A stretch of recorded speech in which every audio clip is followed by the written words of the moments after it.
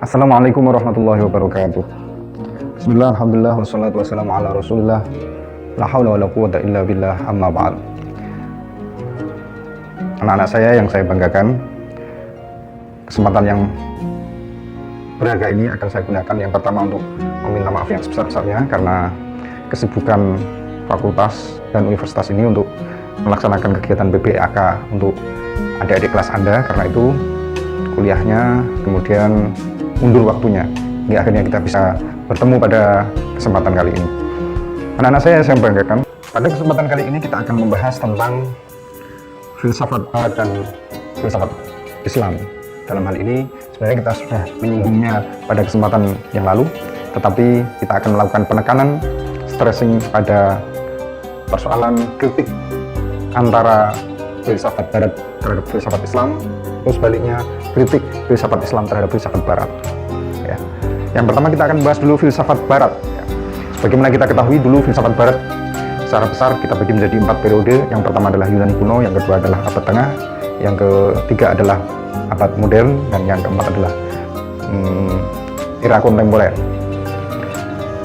Filsafat Barat mulai dari abad tengah itu dipenuhi oleh filsafat agama dan metafisika. Tapi setelah melalui proses yang panjang, terutama pasca Renaissance, filsafat Barat akhirnya menolak metafisika. Ini kita gambarnya seperti ini. Jelas antara mana yang bisa berlanjut hingga hari ini dan mana yang harus selesai, mana yang harus dibuang dan mana yang harus berhenti dan tidak perlu dikaji lagi. Gitu. Yang pertama dulu manusia mengenal magic, kemudian muncullah agama. Setelah muncul agama, sebagian magic menjadi mitos, maka mitos sampai sekarang dipertanyakan. Di antara yang mitos itu ada juga okult, yang gaib, kemudian ada dogma-dogma, kemudian ada teologi. Semua hal itu, mulai mitos, okult, dogma, dan teologi dianggap tidak ilmiah, dianggap tidak bermakna, karena itu sudah harus ditinggalkan. Sementara agama yang bisa dirasionalisasi lewat filsafat, kemudian menjadilah sciences, ilmu, dan juga menjadilah matematika, dan juga menjadilah logika, karena itu bisa berlanjut hingga sekarang.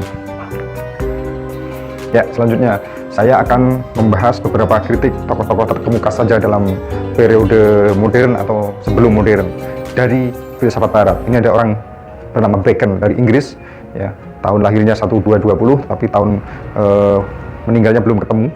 Kita harus terhindar dari 4 godaan kalau mau benar-benar mencapai kebenaran. Godaan-godaan itu adalah, yang pertama adalah idola tribus atau idol of tribal.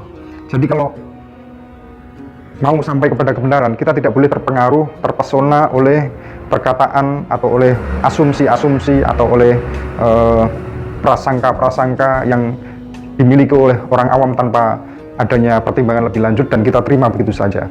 Itu adalah idol of tribal. Tidak boleh kita terpengaruh pada itu. Yang kedua adalah idola specus atau idol of cafe. Jadi idol of cafe atau idola specus itu adalah keinginan-keinginan, minat-minat kita dalam diri kita, sehingga minat-minat itu memengaruhi cara pandang kita terhadap dunia. Sebenarnya itu salah. Minat-minat, kecenderungan atau keinginan-keinginan itu oleh Bacon tidak boleh mempengaruhi diri kita kalau kita ingin benar-benar sampai kepada kebenaran. Yang ketiga adalah idola forum atau idola forum atau idola pasar, the idol of marketplace. Jadi idola pasar. Jadi perkataan banyak orang itu harus kita hindari, tidak begitu saja tunduk kepada pasar. Yang terakhir adalah idola teatri atau idola theatrical. Jadi sebenarnya pikiran-pikiran para filosof itu sesungguhnya adalah bersifat lawakan saja, bersifat panggung yang sebentar lagi akan selesai. Karena itu kita tidak boleh terpengaruh pada pikiran-pikiran itu, menurut Bacon. Dilanjutkan oleh orang sekali Descartes, ya. Ini adalah bapak modernitas, orang Prancis, hidup pada tahun 1596 hingga sampai 1650. Ya. Hasil kreativitas alam pikir abad tengah harus diruntuhkan satu persatu. Oke, jadi kreativitas abad tengah itu adalah jalan pikiran orang-orang agamawan yang berhasil menjadi mainstream pada abad tengah itu. Karena itu menurut Descartes harus diruntuhkan satu persatu. Semua makna dunia objektif tradisional harus dipertanyakan dan disangsikan, diragukan secara metodis. Karena itu sebuah ungkapan darinya yaitu cogito ergo sum, aku berpikir maka aku ada. Jadi dia menyangsikan, kemudian dia berpikir, karena itu dia ada dan mencapai kepada kebenaran. Itulah kritik Descartes terhadap agama atau terhadap abad tengah yang kira-kira menghabiskan waktu 10 abad itu. Kemudian kita sampai pada tokoh Hegel, orang Jerman, 1770 hingga 1831. Apa kata dia? Akal dengan sifat yang spekulatif itu telah menemukan hubungan dengan yang absolut, ya, tanpa memakai istilah-istilah yang diberikan oleh agama. Nah, karena itu, maka sesungguhnya pernyataan Hegel ini bisa ditafsirkan dua hal. Yang pertama adalah sekularisasi terhadap pengetahuan agama. Agama itu harus harus dipisahkan, harus dikucilkan, harus ditaruh di dalam ruang-ruang tertentu yang sempit. Begitu. Atau yang kedua, apa yang katakan Hegel itu sebenarnya hanya sekedar terjemahan kepada bahasa yang konseptual. Karenanya hubungan filsafat dan agama menjadi asimetris. Filsafat lebih tinggi, sementara agama lebih rendah atau lebih kecil atau lebih terpinggirkan. Karena bahasa-bahasa dari agama bisa dikonseptualkan oleh filsafat dengan bahasa yang megah, yang wah. Kata Hegel begitu. Selanjutnya, ya kita sampai pada bapak positivisme yaitu Auguste Comte, orang Prancis, hidup pada tahun 1798 hingga 1857. Menurutnya, ya, pengetahuan itu harus bersifat indrawi. Ya, pengetahuan manusia hendaknya tidak melampaui, sekali lagi tidak melampaui yang objektif. Jadi pengetahuan manusia itu hanya terhadap fakta yang objektif, yang indrawi. Kalau tidak indrawi, kalau tidak objektif, itu namanya bukan pengetahuan. Positivisme harus menarik kembali pendulum epistemologis kepada objek. Jadi jangan subjek seperti dahulu, tapi pada objek. Ini titik tekannya pada objek atau fakta, dan objek itu bukan objeknya abad pertengahan, tetapi objek yang indrawi. Gitu. Oke. Yang terakhir ini, Wiener Circle, ya, atau lingkaran Wiener, yang dibangun pada 1924. Ini sebuah madhab, sebuah kaukus perkumpulan orang-orang besar seperti Otto Neurath, kemudian Rudolf Carnap, kemudian Ludwig Wittgenstein, kemudian ada orang yang sangat terkenal itu Karl Popper. Ya. Itu sesungguhnya hidup dalam sebuah lingkaran paham atau studi yang terus-menerus tentang filsafat. Lingkaran Wiener ini didirikan satu untuk memodernisasi paham empiris sebelumnya pada awal abad modernitas, yaitu dengan cara memodernisasi paham empiris berdasarkan logika modern. Yang kedua, titik tekannya adalah pencarian meaning atau makna, ya, dengan perspektif empiris. Yang ketiga adalah apa yang dikerjakan oleh Wiener Circle, kritik terhadap metafisika. Dan yang terakhir adalah pengetahuan itu harus disatukan ya dalam sebuah tajuk bernama Unity of Science. Nah, ini Unity of Science ini sebenarnya sudah digunakan oleh lingkaran Wiener. Ini tadi jangan dikacaukan, jangan disaling tukarkan dengan Unity of Sciences punya kita. Nah, nanti kita akan sampai pada babnya tersendiri. Oke, nah ini orang-orangnya seperti Wittgenstein, kemudian Karl Popper, gitu. Mereka bilang apa? Positivisme Auguste Comte itu harus didukung positivisme. Tetapi ya, selain positivisme Auguste Comte, apa itu positivisme? Yang tadi sudah saya sampaikan bahwa objek itu hanya bersifat indrawi. Objek tidak melampaui fakta indrawi. Gitu. Tetapi selain titik tekannya pada bahwa objek itu harus indrawi, pernyataan-pernyataan tentang objek, kebenaran-kebenaran yang diproposisikan lewat kata-kata, pernyataan-pernyataan, itu haruslah bersifat logis. Jadi maka paham mereka itu adalah positivisme logis atau logical positivism. Semua pernyataan, menurut Wiener itu dia bilang semua pernyataan itu dapat dibagi menjadi dua. Yang pertama meaningful, yang kedua meaningless. Meaningful itu pernyataan yang bermakna, meaningless itu pernyataan yang tidak bermakna. Semua pengetahuan tentang objek, kalau objeknya itu bisa diverifikasi, maka ia adalah bermakna, dan karena bermakna itu maka dia adalah ilmiah. Sementara kalau objek tidak bisa diverifikasi, maka dia itu tidak bermakna, dan karena tidak bermakna itu maka tidak ilmiah. Oke, nanti kita akan sampai pada kritik seorang Karl Popper sendiri mengkritik pemilahan meaningful dan meaningless ini pada pertemuan yang akan datang. Itulah karenanya pengetahuan agama termasuk Islam, termasuk filsafat Islam di dalamnya, semua karena objeknya tidak indrawi, pernyataan-pernyataannya tidak bisa logis, maka dianggap sebagai tidak bermakna dan karenanya tidak ilmiah. Ada orang satu lagi, Leibniz, yaitu astronot Prancis. Dia bilang, I mistrust anything. Saya tidak percaya segala sesuatu, but the direct result of observation and calculation. Hanya kecuali hasil langsung dari observasi yang menggunakan panca indera dan juga kalkulasi matematis otak itu. Maka ya dulu Aristoteles pernah mempunyai segala sesuatu itu sesungguhnya berdasarkan sebab. Maka ada sebab efisien, sebab material, sebab formal, sebab final. Oleh seorang Aristoteles dikatakan bahwa sebab formal dan sebab final ini oleh dunia modernitas sudah tidak digunakan lagi. Itu karena apa? Karena berkaitan dengan agama dan berkaitan dengan kepercayaan. Oke, itu tadi adalah filsafat barat. Kita buka lembaran baru, yaitu filsafat Islam. Berbeda dengan filsafat barat, filsafat Islam, agama masih berjalan dan masih dikaji dan masih dianggap sebagai sebuah informasi, sebagai ilmu pengetahuan. Teologi, logika, filsafat, sains, matematika masih adalah filsafat Islam. Mengapa filsafat Islam menolak barat? Satu, persoalan primordialitas filsafat bukan dari gua garba peradaban Islam. Sebagaimana kita ketahui bahwa filsafat itu dari Yunani, sementara umat Islam lahir pada abad 7 Masehi. Karena itu umat Islam diberkahi oleh Allah dengan Al-Quran. Memangnya Al-Quran kurang lengkap apa? Begitu. Bolehlah kita mengambil metodologi, bolehlah kita mengambil logika dari orang lain, tetapi logika itu setidaknya tidak bertentangan dengan ajaran agama, setidaknya agama monoteistik. Ya. Tetapi kenyataannya Yunanis hampir-hampir selalu bertentangan dengan agama-agama monoteistik. Yang kedua adalah persoalan logika. Nah, kenapa filsafat Islam menolak logika? Ya, meskipun terbagi menjadi dua kubu, tetapi ada yang mempertanyakan, logika itu bagian dari bahasa atau bagian dari filsafat?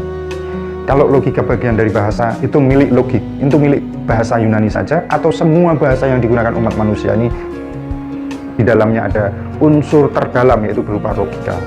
Yang kedua, kalau logika itu bagian dari filsafat, maka logika bukan sekedar alat, dia bisa sampai kepada mengkaji persoalan-persoalan agama. Kenyataannya kalau logika itu mengkaji persoalan agama, premisnya bisa benar, tapi konklusinya bisa salah. Nanti kita diskusikan. Yang ketiga adalah persoalan metafisika.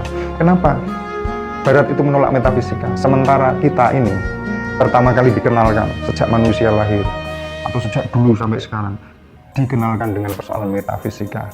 Orang ditanya beriman tidak kepada Tuhan, Tuhan yang bersifat sangat metafisik gitu. Persoalan keimanan para filosof Barat tentunya ya. Ini juga menjadi persoalan. Para filosof itu berkeyakinan bahwa alam ini abadi, alam ini eternal, alam ini tidak bisa hancur. Yang kedua, para filosof itu meyakini bahwa pengetahuan Allah, pengetahuan Tuhan itu hanya bersifat universal, tidak sampai yang permi-permi. Dan yang terakhir bahwa kebangkitan kelak itu hanya bersifat ruh, tidak lagi bersifat jasad. Persoalan kenapa umat Islam menolak filsafat Barat adalah persoalan hukum kausalitas sains, ya. Hukum kausalitas sains atau physical causal completeness itu mengatakan bahwa segala sesuatu yang fisik itu ada penyebabnya, dan penyebabnya juga bersifat fisik semata, tidak yang lain. Tidak ada sesuatu yang fisik yang disebabkan oleh yang metafisik, yang fisik disebabkan oleh yang fisik. Karena itu, ya, ini bisa mengancam norma agama. Karena itu orang Islam menolak filsafat Barat. Yang terakhir adalah persoalan bahwa ilmu pengetahuan itu bebas nilai. Ilmu pengetahuan dan juga teknologi itu tidak bebas nilai menurut filsafat Islam. Ia adalah produksi dan reproduksi praktek-praktek sosial, ekonomi, budaya, dan politik. Proses-proses sosial, ekonomi, budaya, dan politik itu melahirkan pemikiran, melahirkan ilmu pengetahuan, dan melahirkan teknologi.